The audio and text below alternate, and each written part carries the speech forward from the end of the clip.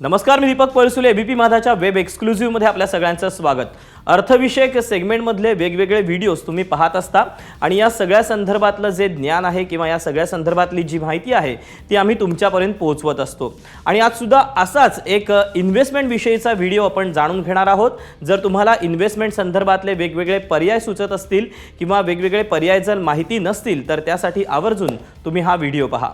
Share मार्केटमध्ये गुंतवणूक करायची आहे का?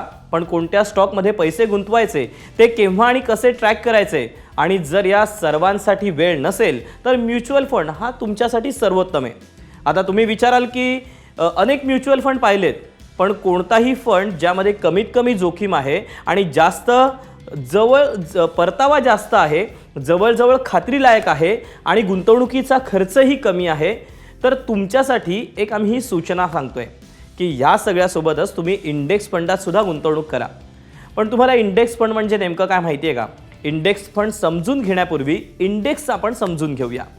आपल्या देशात मुळात दोन निर्देशांक आहेत, एक सेन्सेक्स आणि दुसरा निफ्टी 50. सेन्सेक्सचा BSE म्हणजे बॉम्बे स्टॉक एक्सचेंजचा निर्देशांक आहे आणि तो टॉप 30 कंपन्यांचा नेहमी मागोवा घेत असतो. म्हणजे त्यातल्या शेअर्सची किंमत वाढली किंवा कमी झाली. याशिवाय असे देखील क्षेत्रीय निर्देशांक देखील आहेत, जसे फार्मा क्षेत्रामध्ये एकाच क्षेत्रातील कंपन्यांचा मागोवा घेतात. म्हणजे आता उदाहरण देतो, समजा तुम्हाला इयत्ता 10वीच्या अहवालाबद्दल जाणून घ्यायचं असेल तर तुम्ही विचाराल की विद्यार्थी A, विद्यार्थी B किंवा विद्यार्थी Cचा निकाल नेमका काय लागला.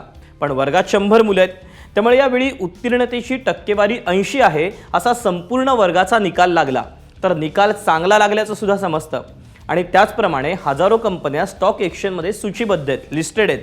त्यामुळे सेन्सेक्स शीर्ष 30 कंपन्यांची स्थिती सांगतो आणि निफ्टी 50 शीर्ष 50 कंपन्यांची स्थिती दर्शवतो.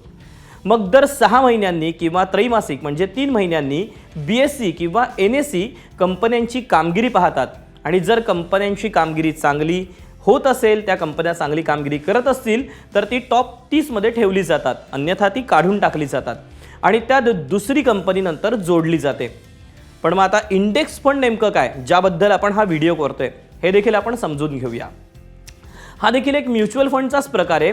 आता म्युच्युअल फंडात नेमकं काय होतं, तर तुम्ही जेव्हा एखाद्या फंडामध्ये पैसे ठेवता, अर्थात ते गुंतवता, मग त्या फंडाचा व्यवस्थापक तेच पैसे वेगवेगळ्या ठिकाणी गुंतवत असतो, त्यावर नजर ठेवत असतो आणि तुमच्यासोबत तो नफा देखील शेअर करतो. त्याचप्रमाणे इंडेक्स फंडाचे पैसे फक्त आणि फक्त निर्देशांक म्हणजे सेन्सेक्स किंवा निफ्टीमध्ये गुंतवले जातात. समजा तुम्ही BSE इंडेक्समध्ये पैसे ठेवले तर तो फंड BSE इंडेक्स सेन्सेक्समधील टॉप 30 कंपन्यांमध्ये गुंतवला जाईल. जर BSEचा S&P 100 इंडेक्स फंड असेल तर त्याचे पैसे फक्त सेन्सेक्सच्या टॉप 100 कंपन्यांमध्ये गुंतवले जातात. मग इंडेक्स फंड हा बाकीच्या फंडांपेक्षा नेमका वेगळा कसा? तर तुम्ही इतर कोणत्याही फंडात गुंतवणूक केली तर त्याचा फंड मॅनेजर शेअरवर सतत लक्ष ठेवत असतो. पोर्टफोलिओ तो बदलत राहत असतो. एका ठिकाणाहून पैसे काढून तो दुसऱ्या ठिकाणी गुंतवत देखील असतो, म्हणजेच गुंतवणुकीवर सक्रिय नजर ठेवतो. पण इंडेक्स फंडात डोळे बंद करा आणि कोणत्याही एका फंडात म्हणजे इंडेक्स फंडामध्ये पैसे गुंतवा, कारण जर तो सेन्सेक्स फंड असेल तर त्यात कोणतेही बदल करावे लागणार नाहीत. सेन्सेक्सच्या टॉप कंपन्या निश्चित वेळेपर्यंत सारख्याच असतात, म्हणूनच याला निष्क्रिय गुंतवणूक असं देखील म्हणतात. आता इंडेक्स फंडात गुंतवणूक का करावी? याचा एक फायदा असा आहे की यामध्ये खर्चाचं प्रमाण म्हणजे गुंतवणुकीचा खर्च कमी आहे. याशिवाय BSE किंवा NSE निर्देशांकाची रचना अशा प्रकारे केली गेली आहे की ती नेहमीच वाढेल. तुम्ही हे देखील पाहू शकता की एकेकाळी म्हणजे कोणे एकेकाळी सेन्सेक्स हा 19,000 इतका वर असायचा. आज तोच सेन्सेक्स 61,000, 62,000, 63,000 असे वेगवेगळे टप्पे पार करतोय. तर कल्पना करा की BSE इंडेक्स फंडात गुंतवणूक करणाऱ्या व्यक्तीला आज किती मोठा नफा मिळालेला असेल. आणि म्हणूनच इंडेक्स फंडात गुंतवणूक करणं हा देखील एक मोठा फायदा तुम्हाला ठरू शकतो. मग इंडेक्स फंडात गुंतवणूक करायची आहे तर मग ती नेमकी कशी करायची? तर हे खूप सोपं आहे, कारण यासाठी तुम्हाला कुठल्याही डीमॅट खात्याची गरज नाही आणि कमिशनशिवाय तुम्ही कोणत्याही गुंतवणूक ॲपद्वारे यामध्ये गुंतवणूक करू शकता. जसं की तुम्ही स्क्रीनवर पाहू शकता की त्यामध्ये बरेच इंडेक्स फंड आहेत, म्हणजे तुम्ही कोणताही एक निवडू शकता.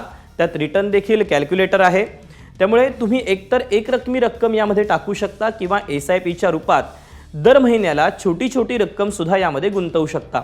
त्यामुळे गुंतवणुकीसोबतच दीर्घकालीन गुंतवणूक, लॉंग टर्म गुंतवणूक करण्याचा हा मंत्र तुम्हाला नेहमीच लक्षात राहील. याशिवाय सरकार तुम्हाला गुंतवणुकीची देखील संधी देतं. भारत बॉन्ड ETFचा चौथा हप्ता हा 2 डिसेंबर रोजी जारी करण्यात आला आहे, ज्यामध्ये 8 डिसेंबरपर्यंत गुंतवणूक करण्याची नामी संधी आहे. हा बॉन्ड AAA रेटिंग असलेल्या सरकारी कंपन्यांमध्ये गुंतवणूक करतो. ही योजना एप्रिल 2033 मध्ये परिपक्व अर्थात मॅच्युअर होईल. गेल्या 3 हप्त्यांमध्ये भारत बॉन्डच्या गुंतवणूकदारांना चांगला परतावा मिळाला आहे आणि त्यात गुंतवणूक करण्यासाठी डीमॅट अकाउंट मात्र आवश्यक आहे. किमान तुम्हाला 1001 रुपये यामध्ये गुंतवावे लागतील. तर असा आहे हा इंडेक्स फंडासंदर्भातला व्हिडिओ. या संदर्भातले जर का तुमचे काही आणखीन प्रश्न असतील, याशिवाय तुम्हाला देखील काही पर्याय सुचवावेसे वाटत असतील, तर नक्कीच आम्हाला हा व्हिडिओ जो आहे तो तुम्हाला आवडला असेल आणि पर्याय सुचवायचे वाटत असतील तर नक्की सुचवा. आणि अर्थात ताज्या घडामोडी जाणून घेण्यासाठी तुम्ही पाहत राहा ABP माझा. धन्यवाद. ABP माझा, उघडा डोळे बघा नीट.